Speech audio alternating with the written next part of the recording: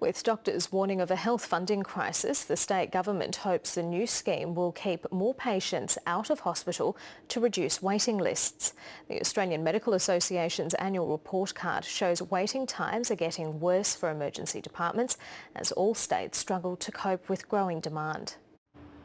If more people are waiting for hospital treatment than the system can afford, part of the answer may be to treat more patients out of hospital.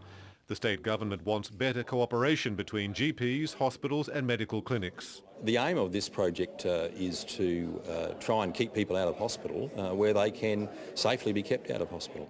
Because the pressure is growing, according to the Australian Medical Association, hospitals around the country are not meeting targets for elective and emergency cases. In Queensland, fewer than 2/3 of urgent emergency department patients are seen in the recommended 30 minutes. And although the federal government spends more every year, it's not enough, says the AMA.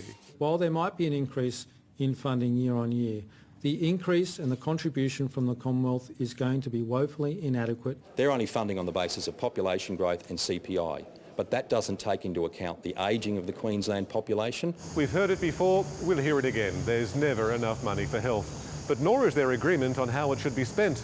And some say the focus on waiting lists is too narrow anyway. The state opposition defends the Commonwealth's funding and blames the way Queensland is using it. If Cameron Dick goes out there and says that this is a money issue, that's not right. So money's not the problem, management is the problem. While nurses argue that there's a bigger picture to study. It can't just be about the numbers that go through the door, it has to be about the quality of care and the appropriateness of care that they receive. So we are calling for a much broader agenda. And so a perennial problem persists. Chris O'Brien, ABC News, Brisbane.